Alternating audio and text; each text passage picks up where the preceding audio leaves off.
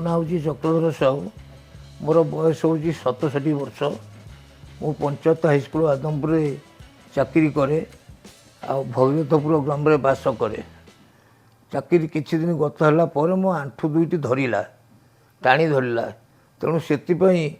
बहुत एलोपैथी औषध खाई कमिला नहीं तापर मत जड़े कहला स्थायी प्रतिकार तुम होमियोपैथी मेडिसिन खाओ तेणु मु कथा मानी कटक गली कटक जावा भितर मो सान पुओ जे डॉक्टर जड़े सी MBBS सी कहले बापा ये मेडिसिन जमा खाऊना आम स्थायी प्रतिकार करूँ तुम भल हो आराम से चलो 10-20 वर्ष बंचब तुम कहीं मेडिसिन गुड़ा खाऊच तेणु तांको कथा न मानी मु 4 वर्ष कंटिन्यूस मेडिसिन खाई जो अतिशय है चली न पारि तापर सी मत कटक घिनिकी आसिले कटक घिनिकी आसिले ना भुवनेश्वर मत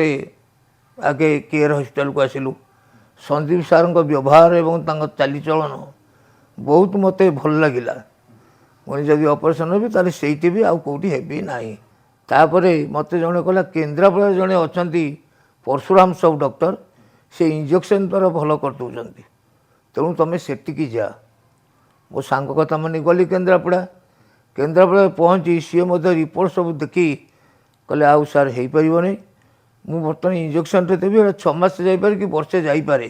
किंतु आपणकर चरम सीमार पहुँच जाए तेणु यहाँ स्थायी प्रतिकार होची ऑपरेशन करंतु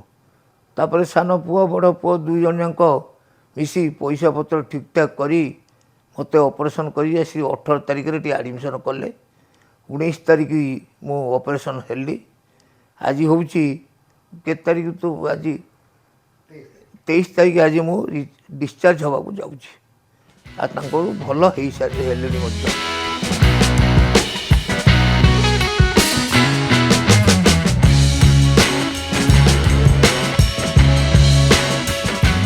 ऑपरेशन पर मत सार जो कथा कही गोटे दिन जीव तापर दिन तुम निजे चलो व्यस्त जमा हुआ ना आउ तुम जारका बजार साइकेल चढ़ी मो भुवनेश्वर पर्यंत आसो मोली सार एक कथा कौन सत कला 100% सत ऑपरेशन पर तापर फिजियोथेरापी वाला से ड्यूटी कर आसी चले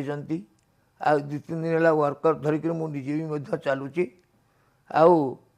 बाथरूम जाऊँगी बाथरूम जाऊँ बाथरूम न कहे मुझे वर्कर धरिक चली आउ आज डिस्चार्ज जाऊँगी जाऊ तांको दयारु आज मु भलरे घर को जाऊँगी ऑपरेशन पर एठाकार परिवेश अति उच्चकोटीर तार खाइबा पीवा फिजियोथेरापी डॉक्टर मानकर जो राउंडिंग समय एवं सार निजे संबित सार निजे आसी दिन में 2 थर देखिकी जाऊँगी आज डिस्चार्ज दिन 2 थर आसछंती एवं मत हाथ धरी कहले मौसा जातु अति उत्तम आउ भल हो 15 दिन पर आसबे आपणकर फाइनल खोलीदेवी मु तापर चलिए